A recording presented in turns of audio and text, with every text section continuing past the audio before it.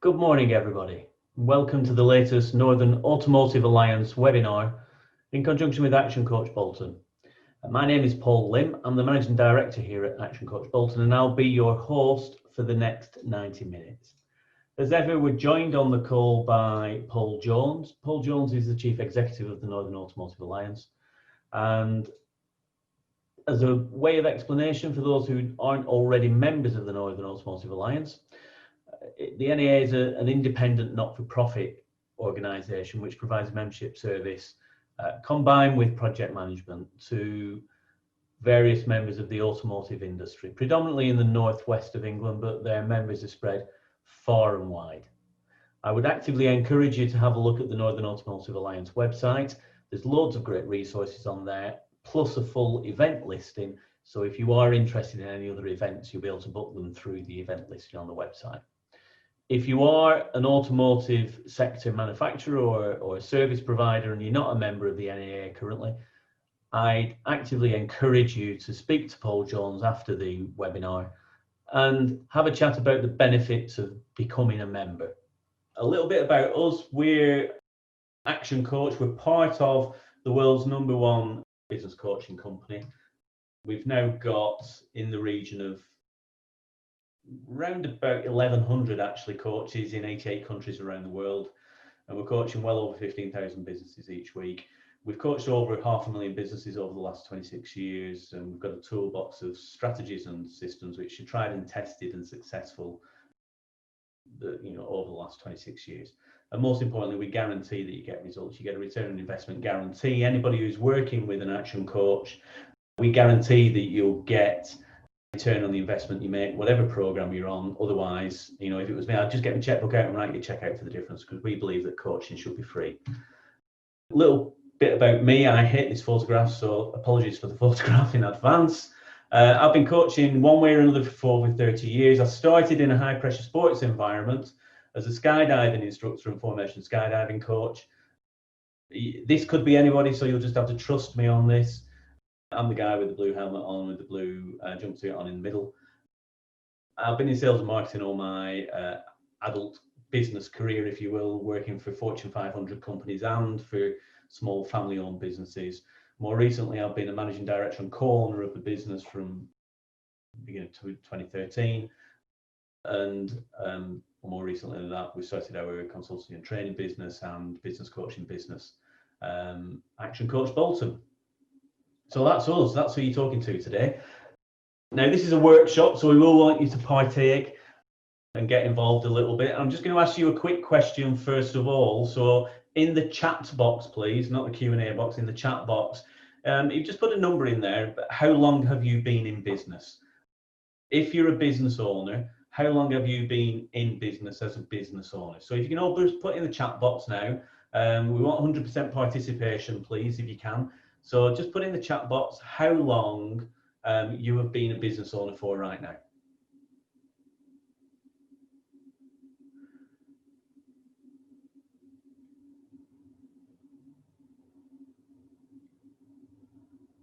Okay, we've had 3 responses so far.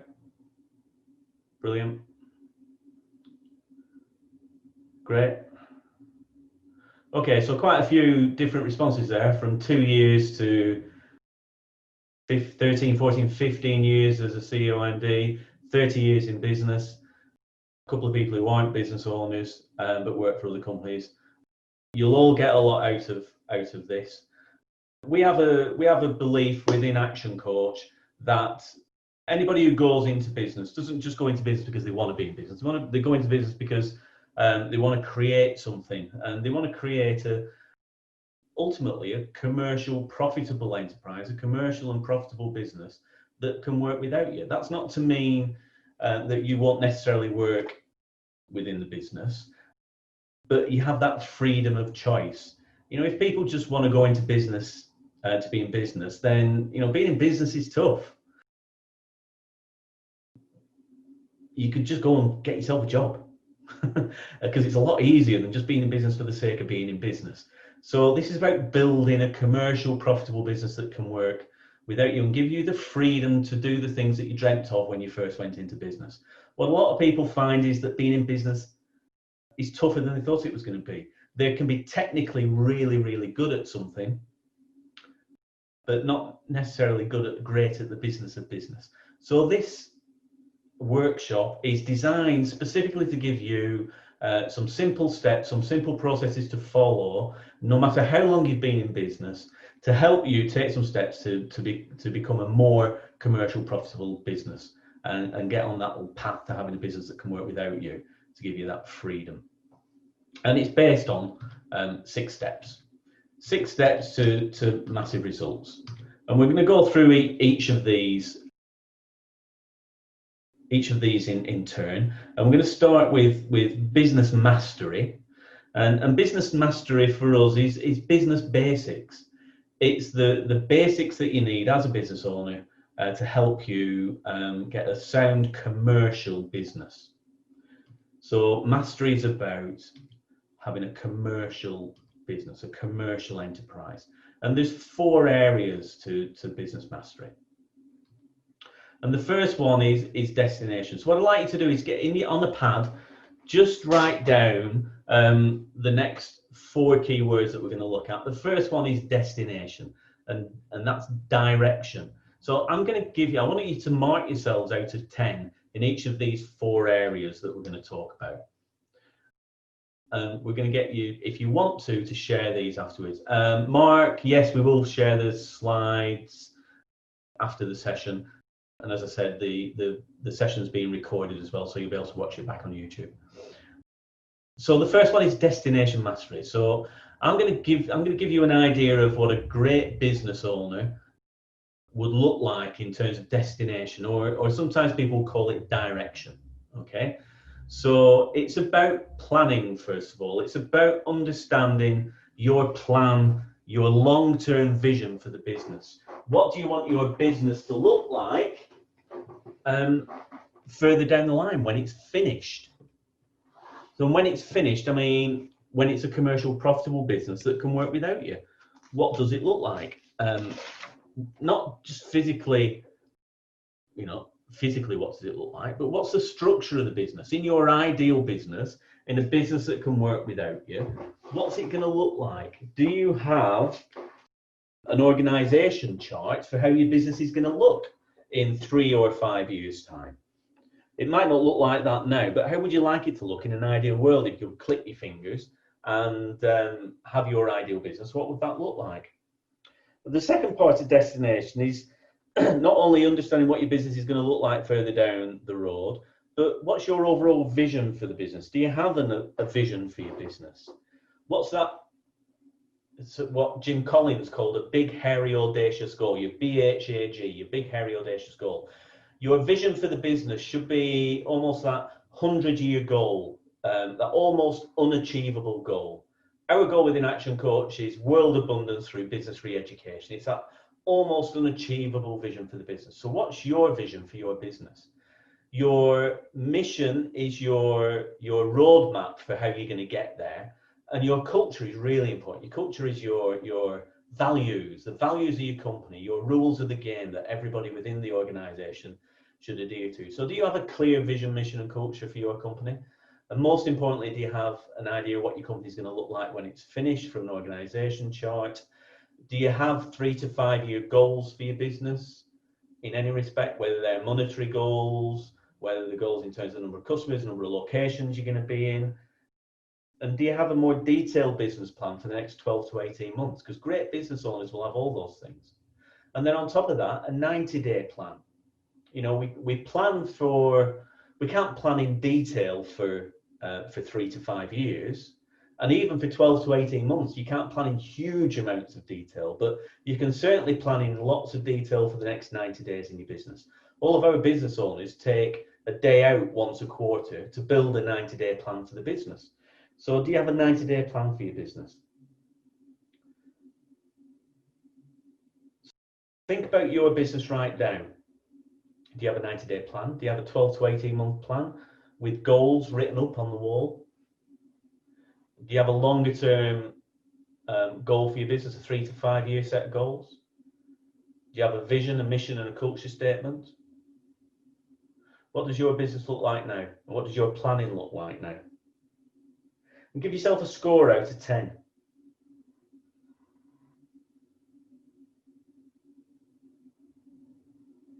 So let's have a hands up when everybody's written down their score out of 10.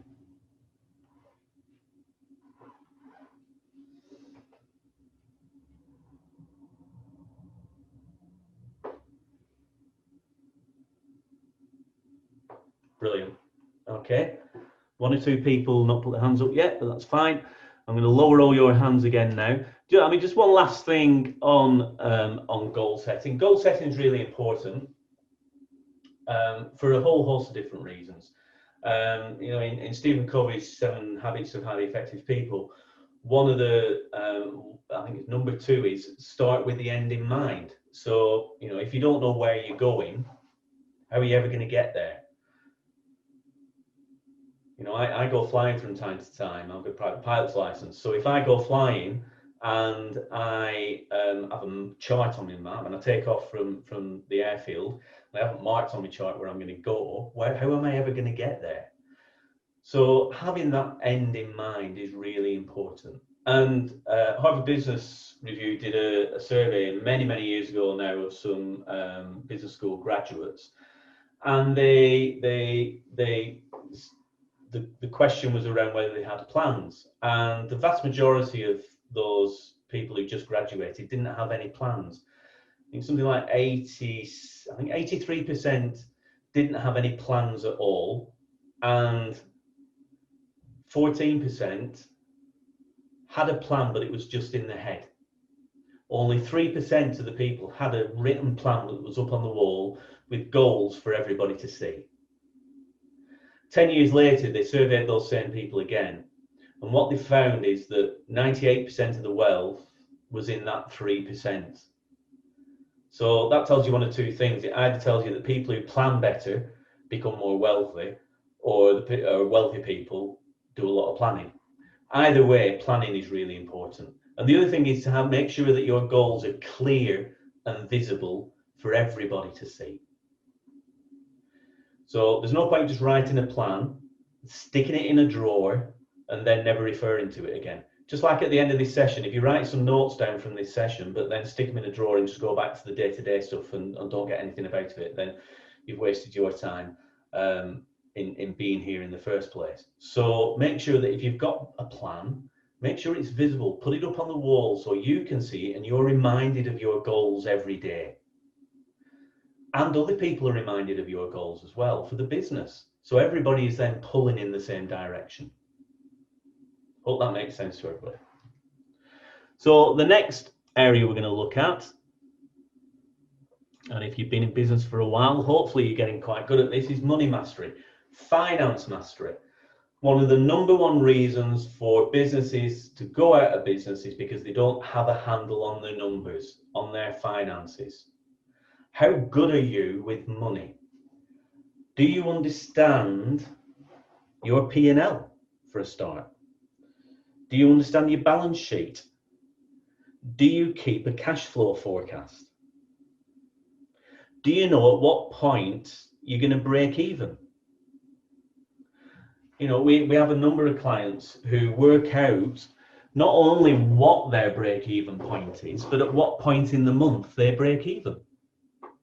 So imagine the power of understanding at what point in a month or a quarter, depending on the kind of business you have, at what point you break even at. Because if your break-even point then moves back in the month towards the end of the month, then you've got a challenge there and you need to do something different. If your break-even point moves forward towards the start of the month, then you're doing something right, so do more of it.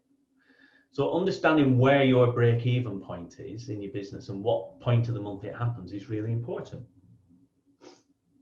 What kind of debtor and creditor systems are you using? Do you know what your debtor days number is? And do you have a system in place, a real system that's written for collecting your debts? How quickly do you invoice after the goods have been dispatched or after your services have been provided? How soon do you start chasing people up for money? Do you wait until accounts invoices become overdue before you start chasing people for money? Or do you start ringing them up before they're actually due to say, just wanted to remind you, your invoice is going to be due soon. When are you going to pay it? And do you have a simple system in place to take care of that? Because if you're not keeping your eye on your debtor days, more companies go out of business because of cash flow issues than they do because of anything else in the business. You know, we've all seen a number of profitable businesses go out of business because of cash flow issues. You can have a profitable company that goes out of business because they run out of money. So definitely, I would say, definitely make sure that you've got a good system in place for debt management and for creditor management as well. Do you monitor your profit margins? So your revenue, your gross profit margin, your net profit margin. Do you have KPIs, a KPI dashboard in place for your finances? So a lot of people will get the P&L and they might get monthly management information, but do you take some of those key numbers and plot them onto a dashboard so you can see whether you're hitting your targets for gross profit and net profit? Do you even have targets and KPIs for your gross profit and net profit? All of these really important things from a financial point of view. We run regular finance workshops. So for people who are new into business, one of the biggest challenges for a lot of people is around finance. So if there's anybody in that position and you're interested in that, then please get in touch with us, and we'll make sure that you get some information about the next finance workshop we're running. But understanding your KPIs and having those clear for everybody at the right level in your business is really important too.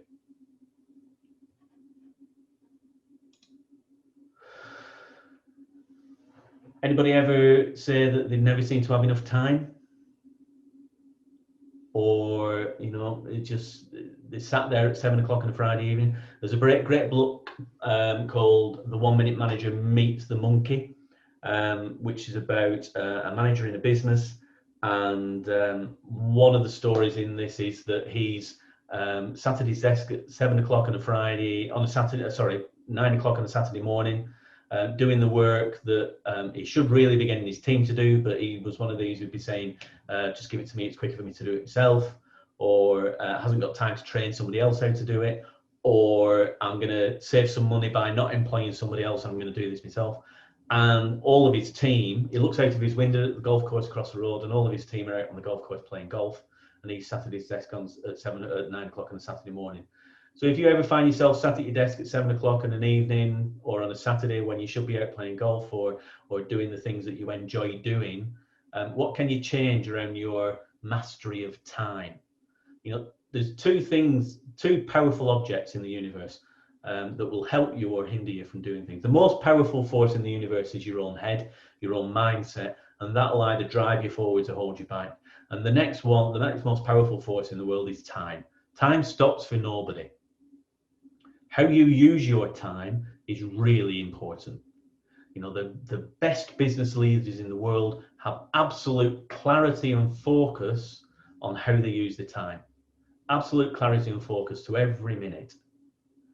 So how much time do you spend during the day that is what you maybe class as wasted time? How much time do you, who procrastinates? Who puts things off today because they're a bit challenging or a little bit difficult to do and does them tomorrow instead? How much time is procrastination costing you in your business? Are you the kind of person who maybe rather than making that difficult phone call, you sit down at your desk, you know you've got a challenging phone call to make, and you think, well, I'll just make a quick cup of coffee first before I get started. Then maybe I'll check my emails. You click on a link, and an hour and a half later, you're looking at fluffy cats on YouTube. Is that you? It might not be to that extent, but if you procrastinate, why are you putting things off? So we have a few tools that help people around time. The most important part of time is how much time you spend working on your business rather than in your business. You know, you'll hear this phrase over and over again with different people. By working on the business, we mean how much time you're working on the strategy part of the business as opposed to actually the day-to-day doing in the business. You know, as a business owner, your job is to set the strategy for the business moving forwards. But most people get stuck on the hamster wheel of business in the actual doing part of it.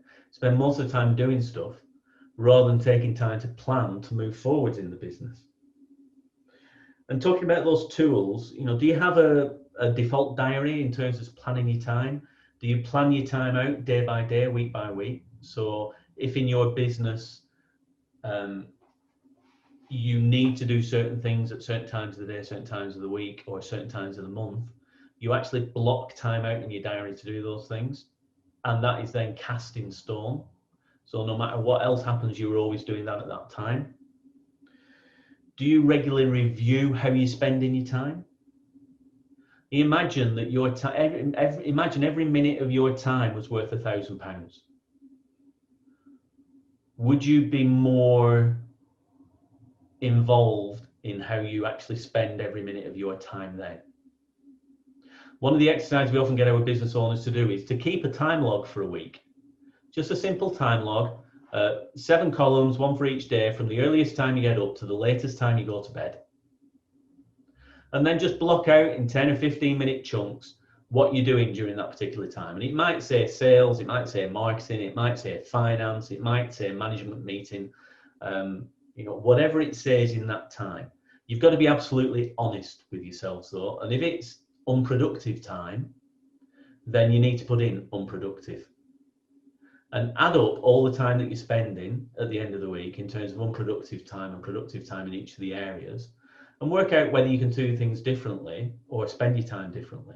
And think about all that unproductive time and how many thousands of dollars, thousands of pounds or minutes you're wasting on that unproductive time.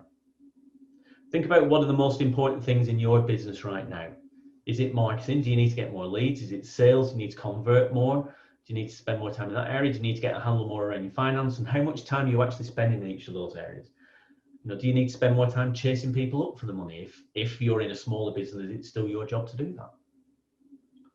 And start thinking about leveraging your time as well.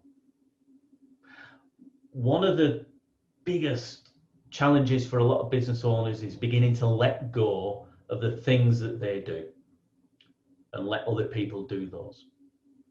And often we'll hear the phrase, well, why should I pay somebody else to do that when I can do it myself? But I can guarantee you that saving a salary could cost you a fortune.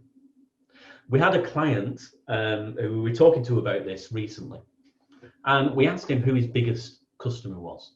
And his biggest customer was providing him with about £50,000 of gross profit. That's £50,000 gross profit, not revenue, gross profit each year. They'd had them for 3 years, so that was £150,000 of gross profit. They then we asked them how long they were going to keep that customer, and they reckoned at least another year, probably 2 years. So that'll be £250,000 of gross profit, even if they didn't put any pricing up. Then we asked the business owner how much time he'd actually spent, first of all, in winning that customer, and then in maintaining that customer. A big important customer, important for the business owner to be involved. And he reckoned over the time and over that 5-year time, he'd spent about 50 hours in total. So a little more time at the start, half a day here, half a day there, maybe a full day here, a full day there. And then regular review meetings with the owners of the other business. So we reckon round about 50 hours in total. 50 hours in total to win a contract that provided £250,000 of gross profit. So we said, right, okay, what's 250,000 divided by 50? And that's £5,000 an hour. So this guy was doing tasks at £5,000 an hour. But at the same time, he was cleaning the office at the end of the night, doing the mail run for people. And loads of other jobs, which were really 10, 15 and £20 an hour jobs. So we simply said to him, look, do you want to be doing £5,000 an hour tasks? Or do you want to be doing 10 and £15 an hour tasks? And I'd ask you the same for your business. Do you want to be doing 10, £15 an hour tasks, or do you want to be doing those hundreds of pounds or thousands of pounds an hour tasks in your business? Saving a salary could cost your business a fortune. So think about that in terms of your time management. So hopefully you've given yourself a score out of 10 for money and a score out of 10 for time. What we're going to do now is move on to the next one, which is delivery. So there's different parts to delivery mastery. So delivery mastery, first of all, starts with how easy is it for people to find your business? How easy is it? And think about this. How easy is it for people who want your products and services to find your business? When they Google the kind of products and services they're looking for, do you come up at the top of the rankings? How else do you market your business so it's easy for those people to find you? Have you identified your target market so it's easy for them to find you? Once they've found you, how easy is it for them to find the products and services that they're looking for? Simple questions, but can bring up a whole host of different challenges for you. Because one of the things that you can do is get somebody from outside of your business who doesn't know you or your business or your website to do this exercise for you. So how easy is it for people to find the products and services that they want from you? Once they've done that, how easy is it for them to talk to you? How easy is it for them to contact you? How easy do you make it? Do you have live chat on your website? Are all your contact details on your website? On your LinkedIn profile, are all your contact details on your LinkedIn profile? So there's a telephone number, there's your website on there. There's an email address, your business email address for people to contact you. How easy is it for people to get in touch with you? I'm always amazed how many people on their LinkedIn profiles don't put the contact details on and don't put the website on. Why would you do that? It's a business networking, online business networking function. Make it easy for people to network with you. Make it easy for people to get in touch with you. So once they've contacted you, how easy is it for them to actually buy from you? And you can score yourselves out of 10 in each of those little areas if you want to. How easy is it for people to buy from you? And then finally, how easy is it for people to actually pay you? How easy do you make it for people to give you money? Now that might sound like a simple question, but I know from experience, certain websites, you know, if it's through the website, can be challenging. Challenging to actually pay people. And do you make it easy for people to pay you in other ways? You know, we have options for people to pay us by card. We have people can pay us by backs. People can pay us by direct debit. Any way people want to pay us, we'll take money. I'll go around and pick it up from the house if I need to. I don't care how people pay us, but we make it as easy as possible for people to pay us.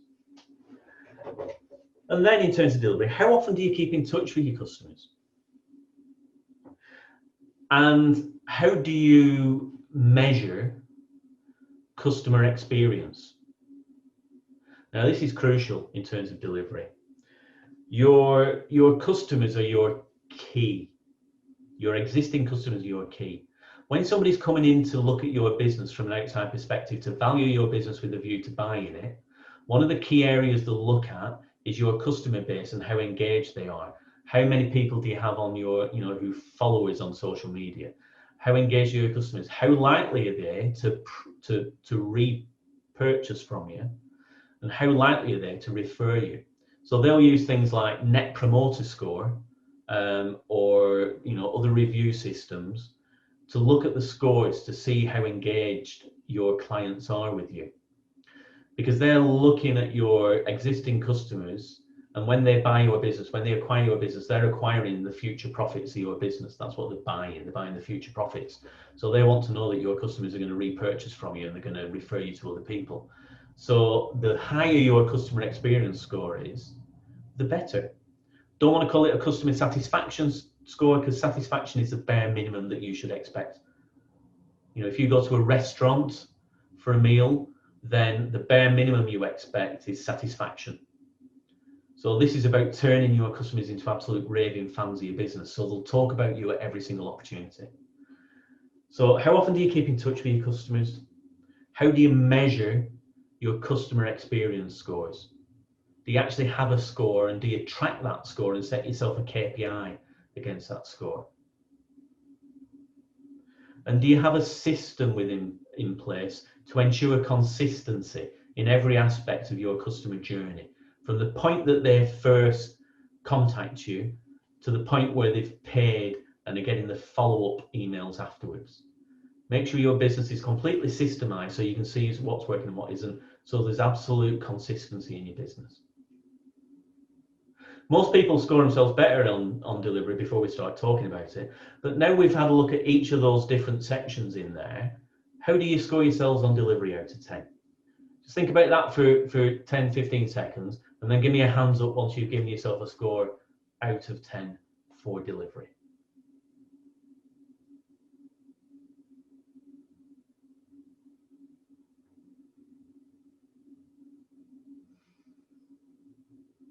Great, we've got some hands going up there. So that's 4 areas, 4 simple areas: destination or direction, money, finance, time, the most powerful force in the universe, and delivery. So out of that's 4 scores out of 10. So that should give you, if you add all those up, that should give you a score out of 40. If you want to, please share them in the chat box. What's your score out of 40 for business basics, the business mastery section of this?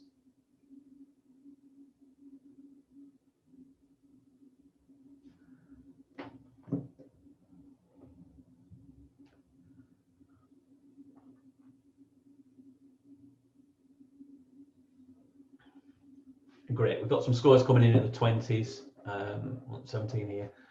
So lots of areas where you can spend some time and make some improvements there.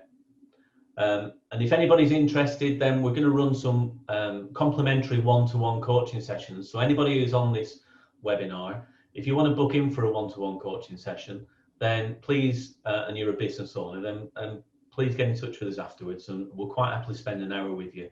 No charge, just complimentary session, just running through whatever you want to and having a discussion about your business to look at areas where we can help in your business, where you can improve in your business.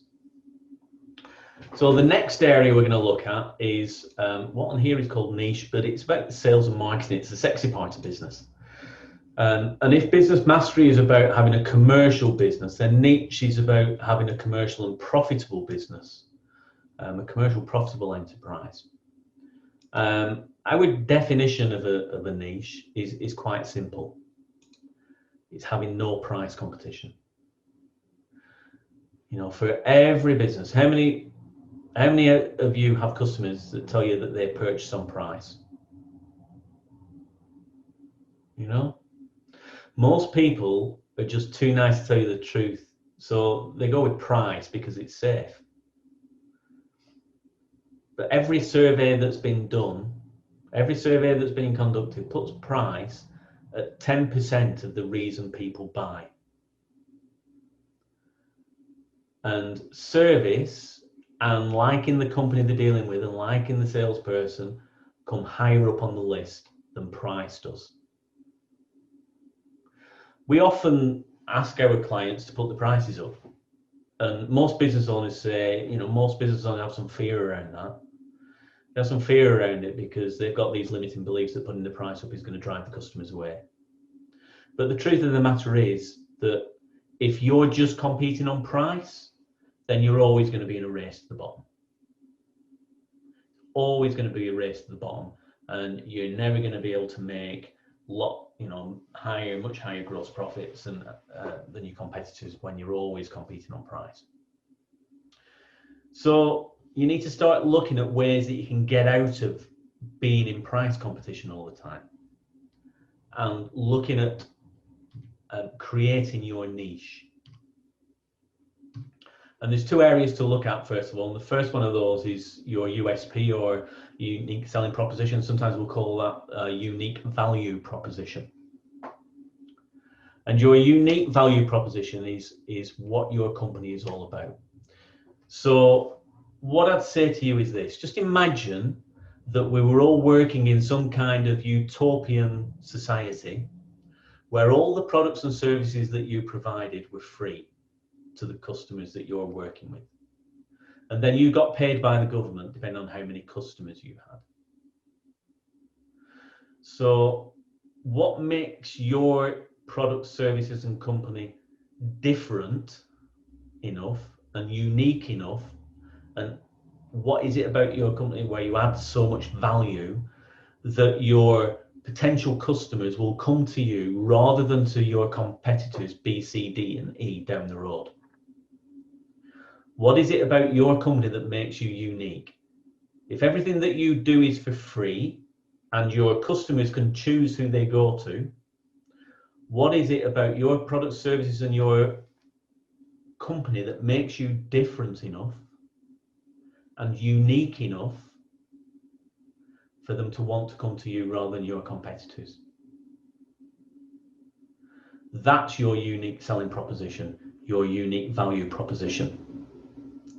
And if you aren't absolutely clear on that, and you can tell people within a few words in one sentence or two sentences what that is, then you need to do some work on that. Because being in price competition is going to make your business a challenge. It's going to make growing your business and building the biggest asset you can a challenge. So what's your USP for your business? I'll tell you a quick story. We have a builder, and this is coming on to guarantees a little bit. And we asked this builder, why people came to him. And he had a builder's mentality. His builder's mentality was that, well, it's lowest price wins. So, we make sure we're as competitive as we can on every quote that we do. I said, how do you know that? And he said, well, we win the jobs. And they were doing lots of jobs. They were really busy. They were really low margin jobs, but they were winning jobs, and they were making a little bit of money. So I said, right, so how do you know? Well, because we win all the jobs. No, but have you asked your customers why it is what's important to them when choosing a builder? Why they came to you rather than somebody else? And he went, well, no. And his next statement was, you're going to ask me to go and ask him, aren't you? And I said, yes, of course we are. So he went out and he surveyed all his existing and his former customers. And yes, price was on there as important, but it came about number 4 or number 5 on the list of the things which were important to people when choosing a builder. And some of the things which were important were things like turning up on time, not disappearing in the middle of a job. Builders have got a rep. Some builders have got a rep for disappearing in the middle of work. So not disappearing in the middle of a job. Keeping just muck and mess and untidiness around the place while they were doing the work. Builders swearing on site and builders bum and all that kind of stuff when they're in a family home, working around family homes where they've got children knocking around. All of those things came above price when they got the final survey results back. So he built a guarantee onto the bottom of his quotes. In a big box at the bottom of every quote, he wrote, "We guarantee." And then under that, he put, "We guarantee that we will always arrive on time or up to 10 minutes before our allotted time or agreed time. We guarantee that we will never disappear in the middle of a job unless it's by prior arrangement because other services need to come on to the site. We guarantee that we will always leave your premises as tidy or tidier than when we arrived. We guarantee that you will never hear our builders swear, and we guarantee that you will never see our builders dressed inappropriately. If we don't fulfill our guarantees and we can't come to an amicable solution, then we will leave the job, and we will furthermore we will find another builder to complete the job for you." Now, he put that on the bottom of every single quote that he sent. And his conversion rate from quote to order went up by 25% just by putting that guarantee on the bottom. He did nothing else differently, didn't quote any differently, just put that guarantee on the bottom, and his conversion rate went up by 25%. He then put his prices up by 10% and maintained his conversion rate of 25%. So that also told him that he was selling too cheaply, because he initially believed that lowest price wins.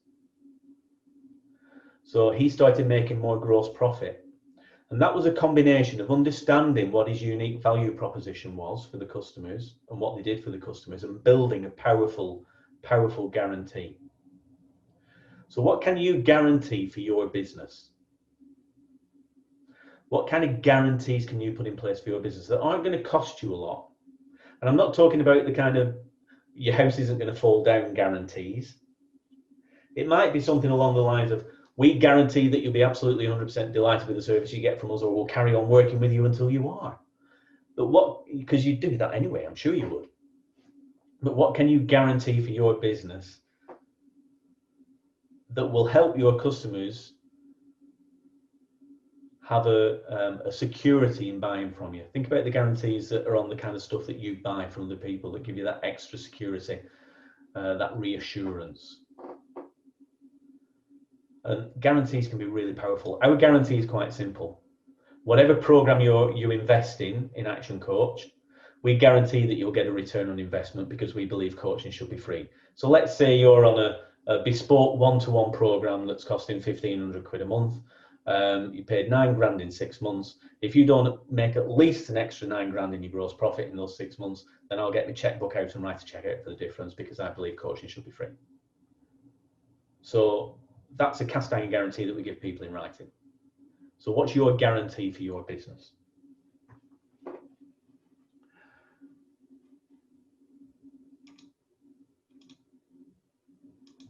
The most important things we're going to talk about in niche, though, are testing and measuring.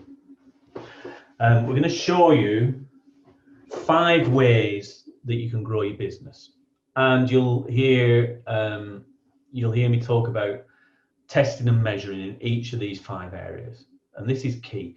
Just as we talked about testing and measuring in finance and setting your dashboards and KPIs, and looking at delivery mastery and testing and measuring your customer experience and systemizing that and being able to measure that, then this is really important. So think about this. Most business owners know how many customers they've got, know what the revenue is and how much profit they make. And when I talk to business owners and I'll say, what do you want more of in your business? They'll say, well, we want more customers, we want more profit, we want more turnover, more revenue. But these are only the results of doing other things in your business. So I'm going to put some numbers in here. So if you look in red, the customers, the revenue and the profit are the results of doing other things in your business. And these other 5 areas are the areas that we want you guys to think about in your business and work on in your business. So number of leads, conversion rate, the average number of transactions, your average invoice value, your average sale value, and your gross profit margin. You could increase this to include your overheads and net profit if you wanted to as well, because all equally important. So number of leads, let's put some imaginary numbers in here. So we've got a business that gets 4,000 leads a year, converts 25% of them. These could be monthly numbers as just as easily as yearly numbers. And that gives them 1,000 customers. If each of those customers on average transacts twice in a year with them, and the average invoice value is £100, some could be more, some could be less, that will give them a revenue of 200,000. That's 1,000 customers times 2 times 100 is 200,000. If their gross profit margin is 25%, that gives them a profit of £50,000. That's relatively easy to understand for everybody. So this is where it starts to get interesting. So first of all, let's think about the number of leads that you've got. Let's just have a hands up first of all. Who actually measures the number of leads they get, either on a daily, weekly or monthly basis? Be absolutely honest about this. Who's got an accurate number, an accurate measured number for the number of leads they get? That's brilliant. So 4 out of the people who are on the call put their hands up. For most people, they're estimating this. So this is really important that you start tracking this. And the next, I'm going to put your hands down. And the next question is, do you know from which lead generation strategy each of those leads is coming from? So however many lead generation strategies you've got, do you have a number for the number of leads you've got from each of those lead generation strategies? So you may know the number of leads, but do you know where they're coming from, how much you're spending on each of those strategies? So whether you're getting a return on the investment that you're making in each of those strategies. So this is where, as I say, this is where it starts to get interesting, because if you know, let's say you have 5 or 6 different strategies in place. Thanks, Raymond, for putting your hand up there. That's really good that you know exactly where you're getting those leads from. If you're investing in 5 or 6 different strategies, and you don't have an accurate idea of how many leads are coming from each of those strategies and what kind of return on investment you're getting from each of those strategies, how do you know where to invest your money? So what we've found is that with our clients, just by beginning to focus and test and measure in this area, you start to get an increase in the number of leads, because naturally when you start to focus on each of those lead generation strategies and start to measure more accurately, look at the money you're putting in, look at the effort you're putting in, look at the system you have for generating those leads and start working on it, you'll stop doing the stuff that's not working and start doing the stuff that is working. So you'll get a natural increase in the number of leads. Now we've got something like 83 different lead generation strategies within Action Coach. So we start applying 1 or 2 of those to your lead generation as well. And it's relatively easy to get a 10% increase. I'd say it's very easy to get a 10% increase. Most of ours will get a larger increase than that. So with a 10% increase, that'll give you 4,400 leads. So once you started focusing on the number of leads you've got, you do more of what's working, you do less of what isn't, and you maybe introduce 1 new strategy. Then start looking at conversion rate. Do you know exactly what your conversion rate is? Is it measured or is it estimated?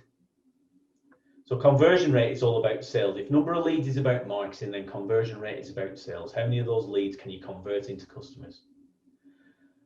So let's say that this imaginary business has a conversion rate of 25%. So we start focusing on the strategies they've got for converting. How often do they get sales training?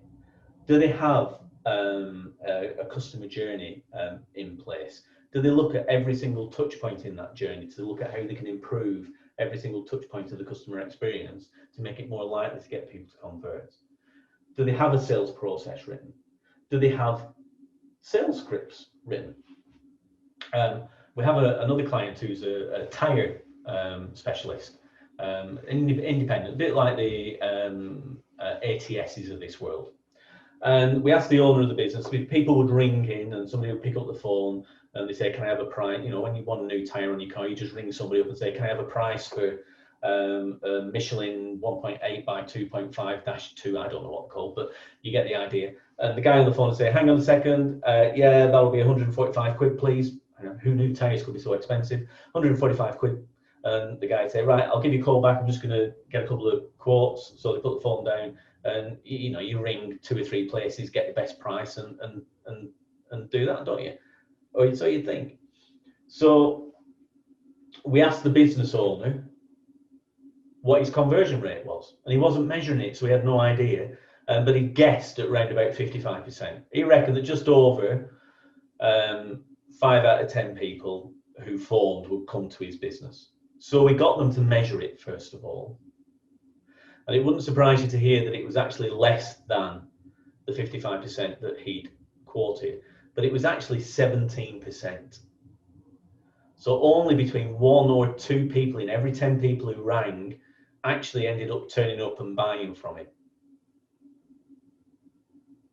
Now, he was in shock at that, obviously. As a business coach, we were jumping up and down for joy because you can make a much bigger impact on a 17% conversion rate than you can on a 55% conversion rate.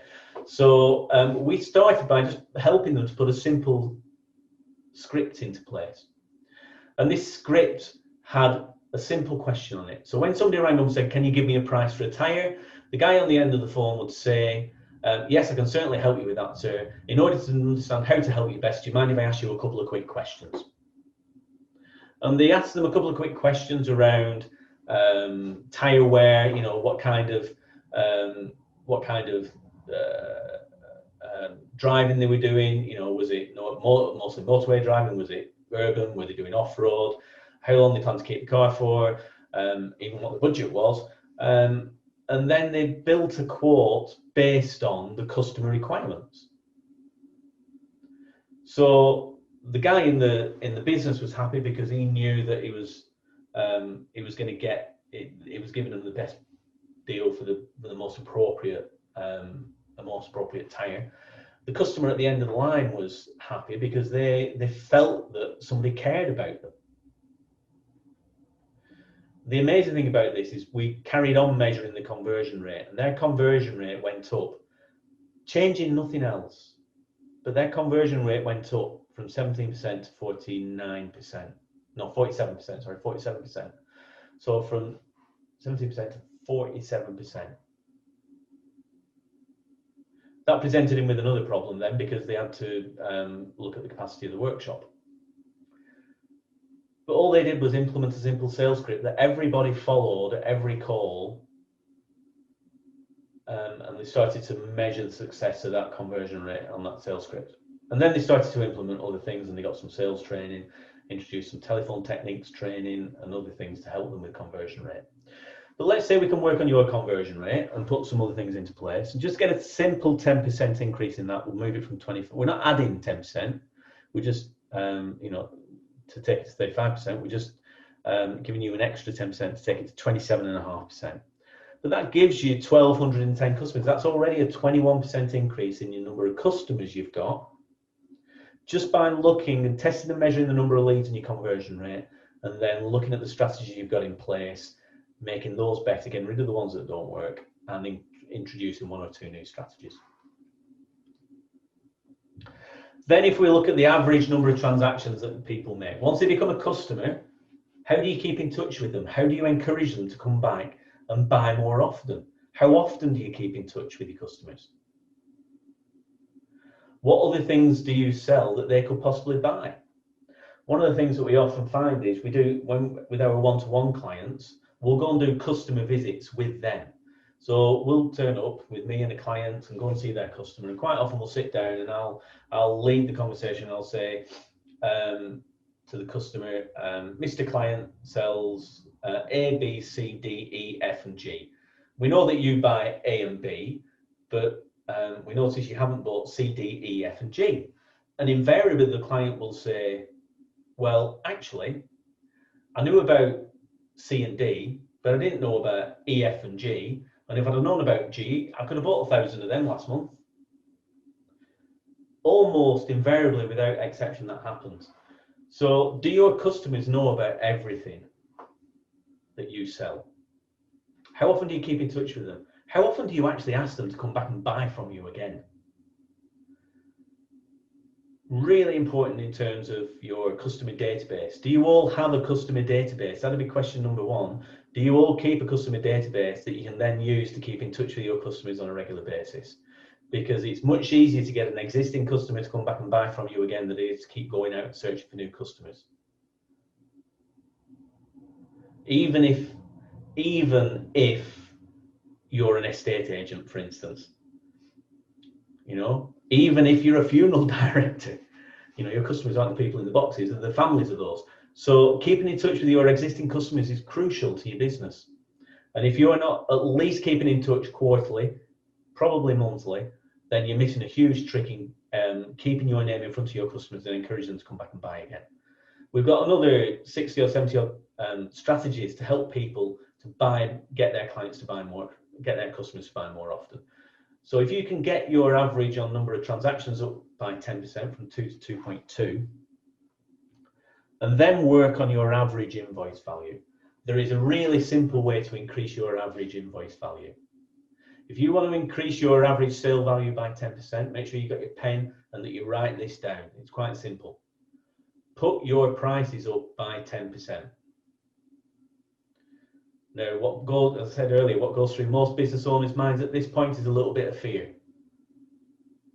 But we've done surveys of our clients around the world, and 95% of their customers don't say anything when they put the prices up. The 5% who do complain are the ones who complain about everything. They're the people who pay late. They're the people who are time vampires. They suck all your time as customers. They're the ones who, if you had a choice, you'd probably rather not have them in your business. But think about this. If you've got a 30% gross profit margin and you put your prices up by 10%, you can afford to lose 25% of your revenue and make the same amount of profit. So how would you like that? Would you like to do 25% less work and make the same amount of profit that you're making now?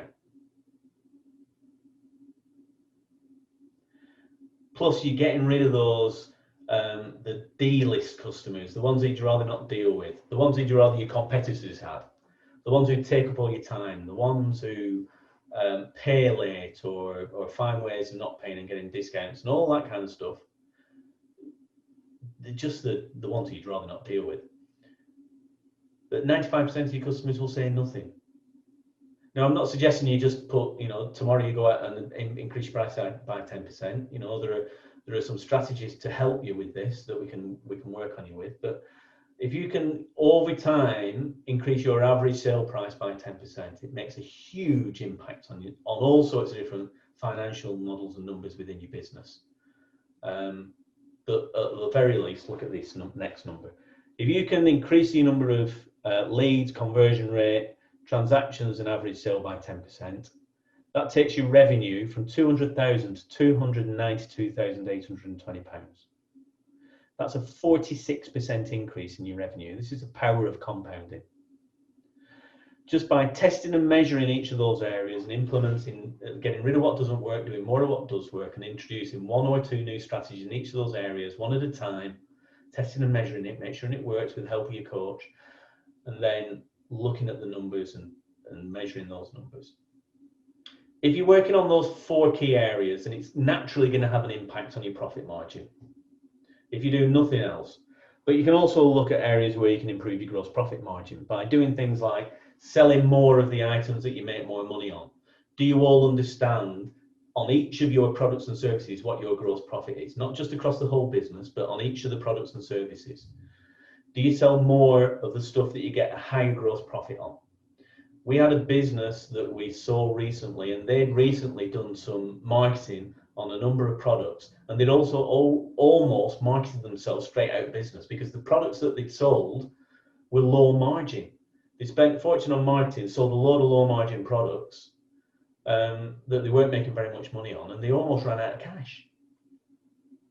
Sell more of the stuff that you make more gross profit on. Negotiate with your suppliers to get reduced prices. We've got another 80 odd strategies around gross profit margin to help you with that. But if we can make an increase, if we can implement an increase 10% across your profit margins as well, that'll give you a profit of £80,525.50. That is 61% increase in your profit. 61% increase in your profit, 46% increase in your revenue. So let's just have a quick hands up. Who'd like an extra 46% increase in the revenue and an extra 61% increase in the gross profit?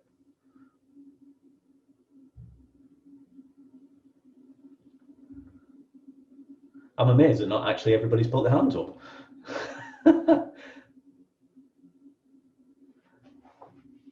Okay. Yeah, somebody's flicking on and off, on and off, on and off, putting their hands up, putting it down, putting it up. Okay. I'll put all your hands down again. So the 5 ways are a really key part of your business. It's just so important for you to test and measure each of these areas. First of all, to get some baseline. So if you're not looking at each of these individual areas, then if you take one thing away from today, it's to make sure you've got a screenshot of this, and that for each of these 5 areas, you start to record some baseline numbers. Record the number of leads and from what strategies they're coming from. Record your conversion rate. Record the average number of transactions and your average invoice value once a week or once a month, depending on your business. Maybe once a quarter if you've got a really high value, low high margin, low volume products, and your gross profit as well. Measure, get some baseline numbers, and then look at individual strategies you can work on with a coach if you've got one, to help you improve in these areas. Really key. And when you're focused on this, it'll make a huge impact on your business. Guaranteed. Guaranteed. Has anybody got any questions so far around what we've covered? We've got about 25 minutes left, and we're going to cover the other areas a little bit more briefly and leave a bit of time at the end for some more questions. But if anybody's got any questions right now, then please stick them into the chat box.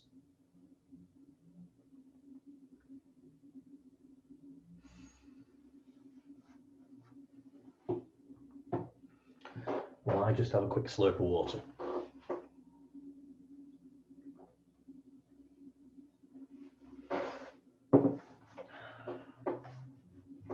No, great. Okay, so we'll move on a little bit. Let's just double check. No more questions in the chat box. Got a Q&A box. Nothing in the Q&A box either. Fabulous.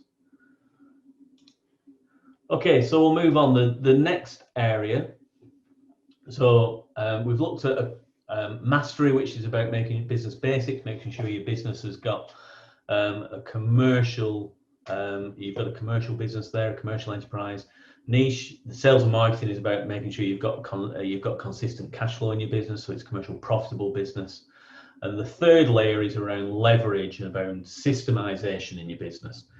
And leverage is about making sure you've got a commercial profitable enterprise that works. Okay. Leverage is all about systemization, systems in your business. And systems stands for saving you stress, time, energy, and money. Simple as that. So let me illustrate how systems save you time, energy, and money. How many of you drive to work the same way? Obviously, you probably maybe working from home. In normal times, outside of the pandemic, how many of you would drive to work in the same way every day? And why do you do this? Okay, let's just get some responses in the chat box. Why do you drive the same way to work every day?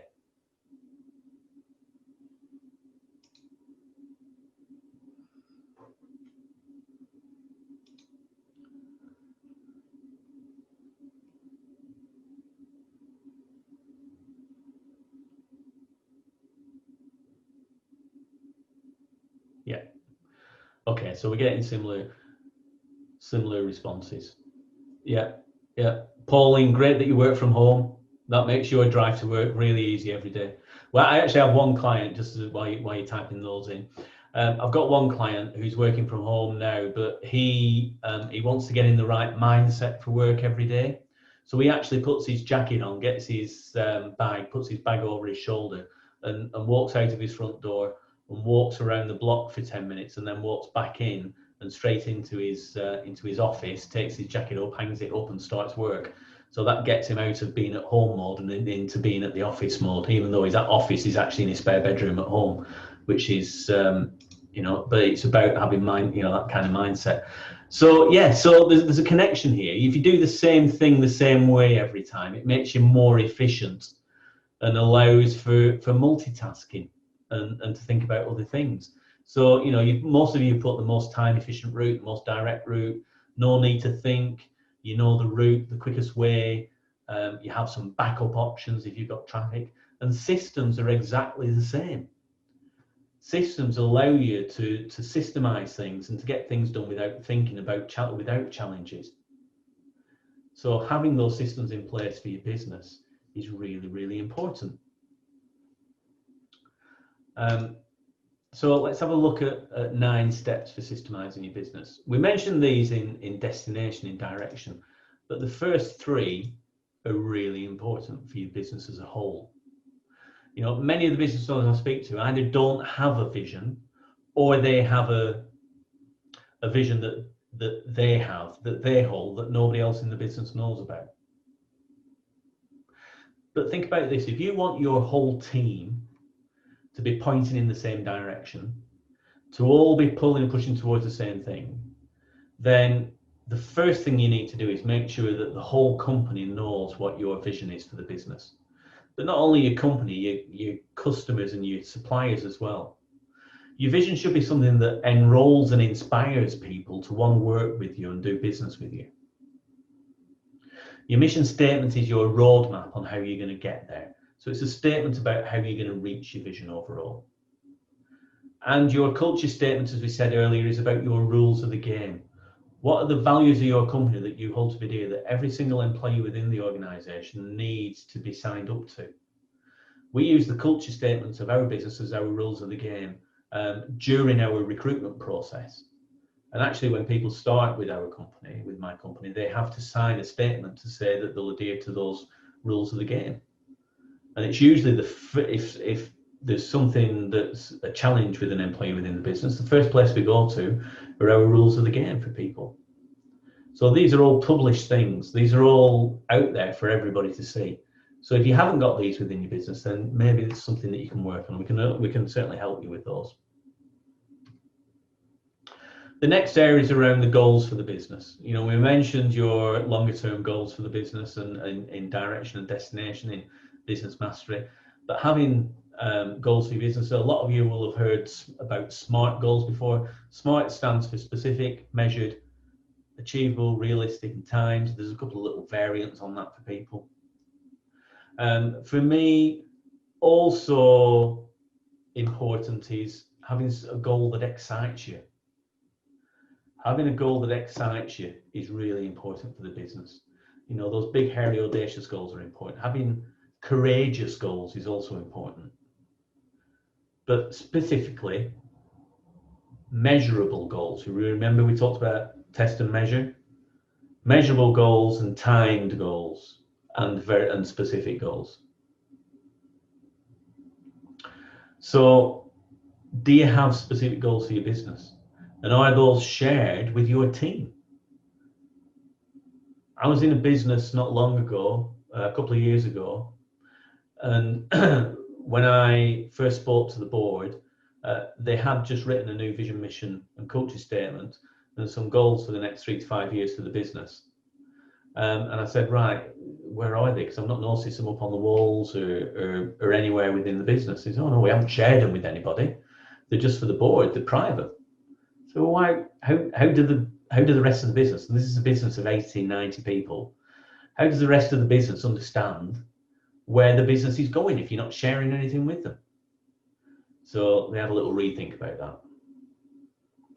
So after SMART goals, your organization chart. You know, this is a system in itself. So do you have a current organization chart for your business, and do you have an organization chart for how you want your business to look when it's finished? Does everybody in your business understand where they sit within the organization and who they're responsible to and who is responsible to them?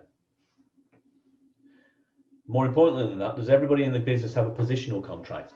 So a positional contract for us sets out the key roles and responsibilities for each person in the business. So they understand really clearly what their 3 or 4 or 5 key roles and responsibilities are within the business. And then on top of that, they understand what areas they're going to be measured against. Because every employee in your business needs to be measured to see whether they're doing an effective job. So how do you measure each of your employees and yourself in each of the areas that you're currently working in your business? Next, it's got the key skills that the person needs to have or needs to develop over the next 3 months within the business. It also has the key standards that are expected of them.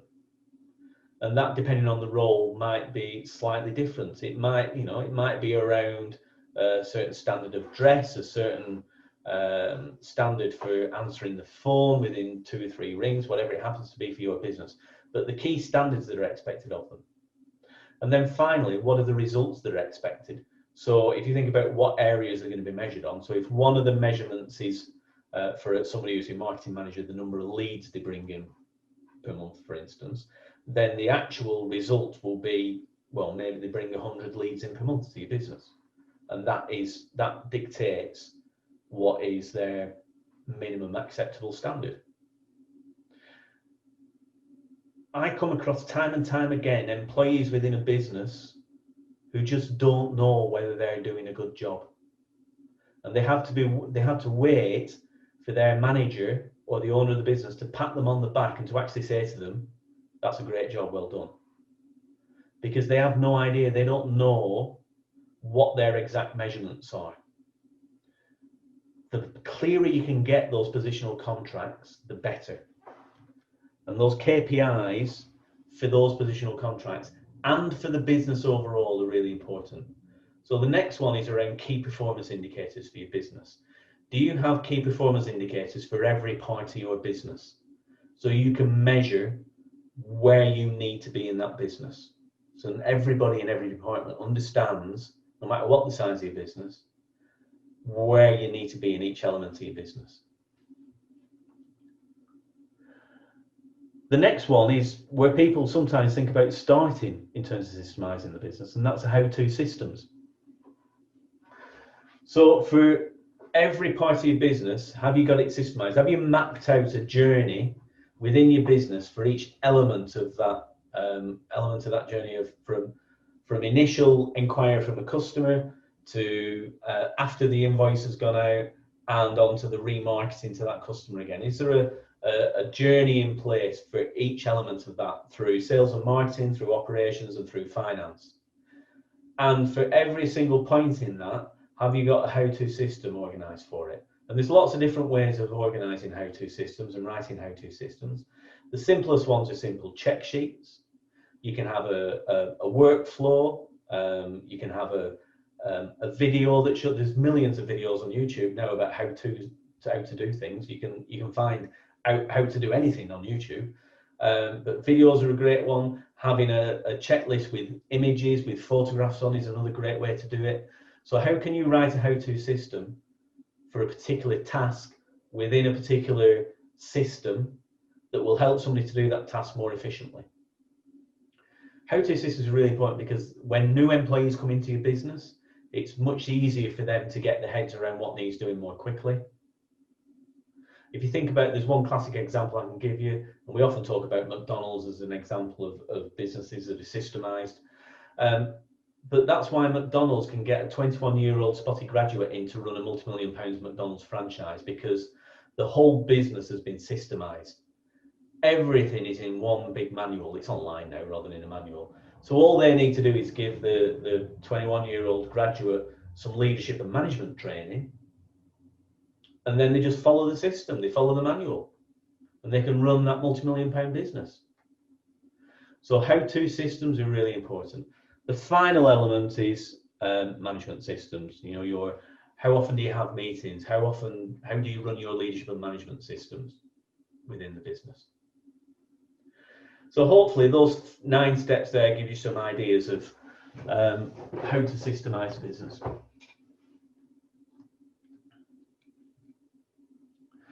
The next area is around team, and this is the ultimate area in terms of commercial, profitable enterprise that works without you. So my job as a coach is to help you build your team that can then look after your customers and run the business.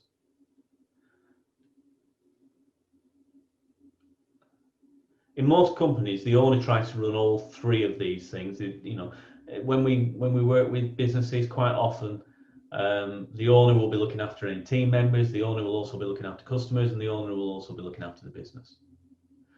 So think about it this way: if you as a business owner can recruit the right people, motivate them in the right way, have the training right for them, and keep your team engaged and working for you, then the team will look after your customers for you.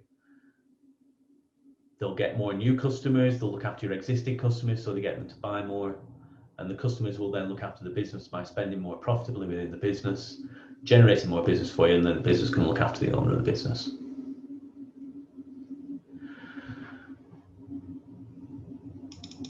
So it's a simple system to help you build your team, to look after your customers and look after your business.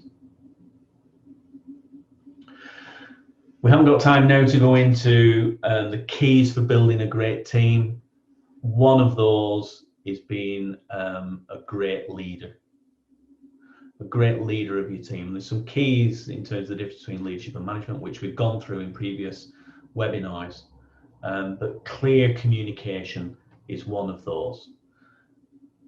We run some sessions on team, and we run some sessions on leadership and management. If you're interested in any of those, then please get in touch with us. But a team runs systems, the systems run the business. So where are you with your team right now? And where are you in terms of you looking after all three elements of this? Are you still in the give it here, it's quicker for me to do it myself category? Or I'm not going to recruit somebody, I'm not, why should I recruit somebody else when I can do it myself category?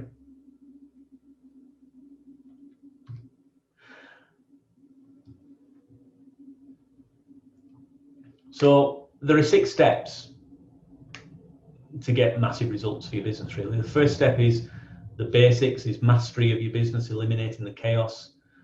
And the outcome of that is your business becomes much more stable. You're not concerned about making your salaries at the end of the month or paying the bills. The second step is finding a niche market or multiple niche markets for your products and services, so you're not in price competition all the time. Makes you more able to predict your cash flow by knowing your market. And this is where the business begins to generate cash for you, and consistent cash flow. The third step is around leverage, and this is where you can start leveraging yourself out of the business, creating more time for yourself. And there are 4 ways to use that leverage. The fourth step is around team. The team produces a structure for growth. Once you've got that team in place, you can take those longer holidays and trust that your team is managing the business for you. And then you can bring a general manager into the business. The fifth step is synergy. This is when everything seems to be clicking in your business. Once you've got a commercial profitable business that can work without you, you can begin strategizing on your next stage in your activity as an entrepreneur.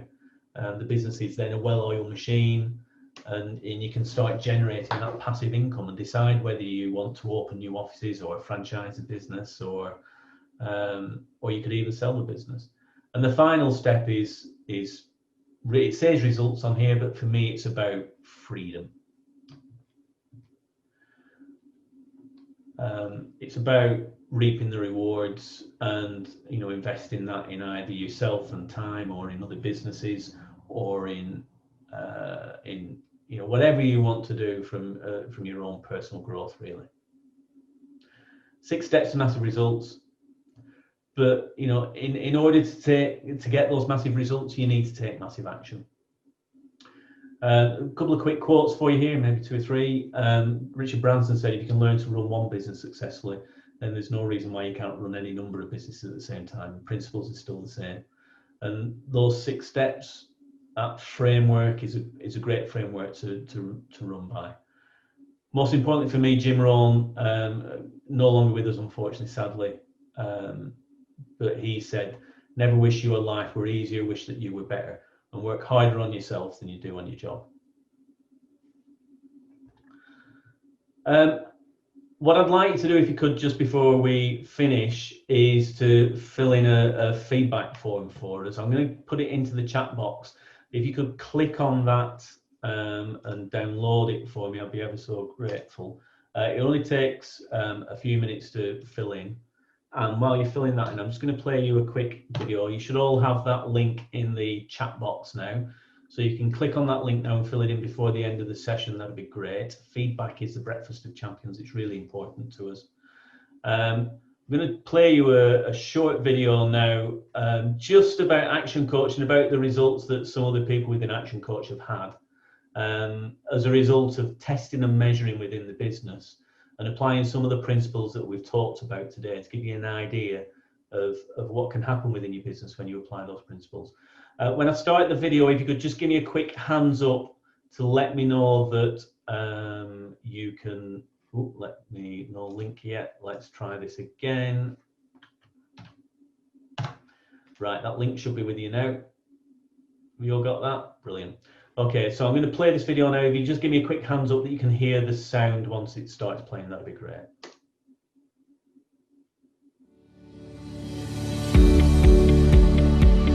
Marvelous. Thank you very much.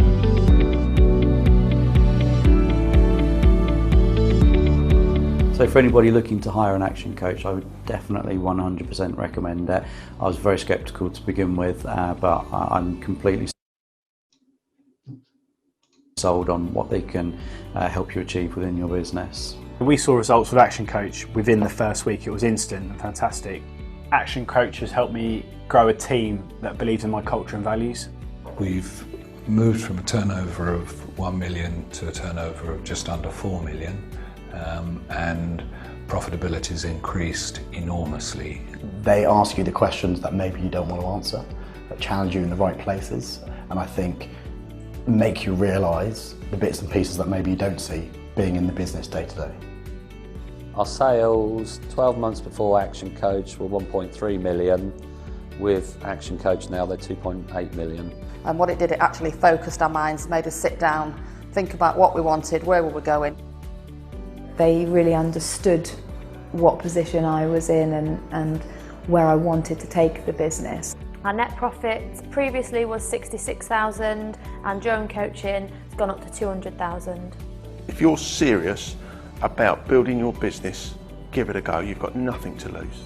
It's great to go on holidays and know that everything is ticking along and working without me there. The core foundations that it puts in place that you may already think that you have nailed down, I can almost guarantee you don't. It's not just about your business and making money and what you want to do going forward. It's about how you improve as a person, how you improve around others, how your management and your staff look at you.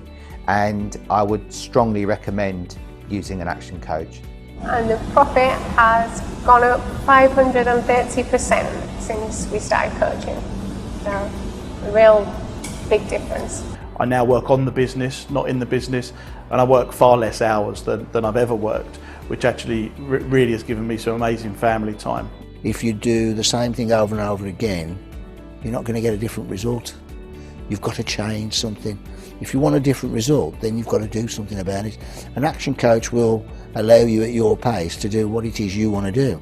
Being in a business is very insular, and having somebody from outside and keeping you on track with what you're planning to do has certainly helped.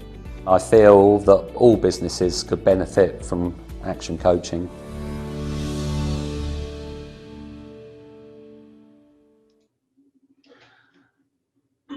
Okay, everybody. So finally, oh, I hate these kind of graphics on.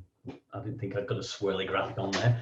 I just want to say thank you very much to everybody for your time today, for investing the last 90 minutes in this.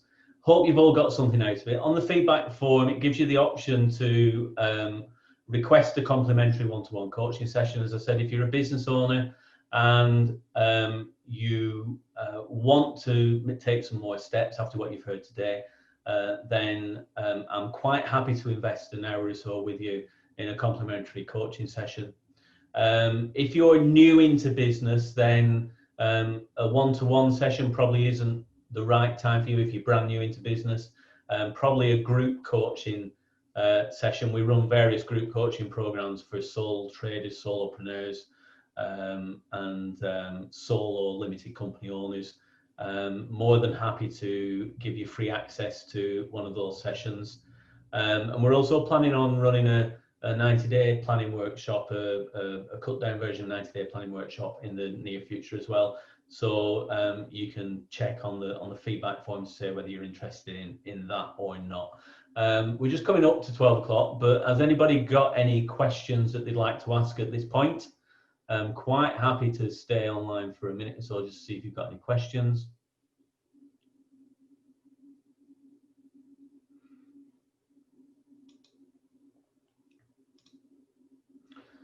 If you want to put your questions into the chat box, if you do, or into the quick Q&A box, either of those. We haven't got any questions.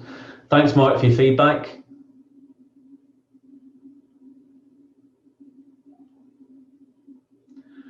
Okay, if nobody's got any questions, then all I need to say is thank you. As I say, when I started, if you choose to write your notes, put them in a drawer and do nothing else, then you've just wasted 90 minutes of your time.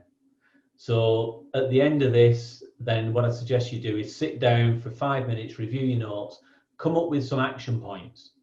Whether that's to start testing and measuring in one area of your business, or whether it's to book a one-to-one session, whatever it happens to be for you, make sure that you take some action as a result of this webinar.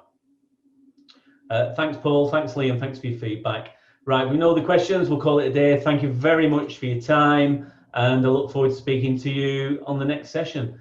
Thanks, Pauline. Thanks for your comments. Really appreciate it. Speak to you all soon. Take care.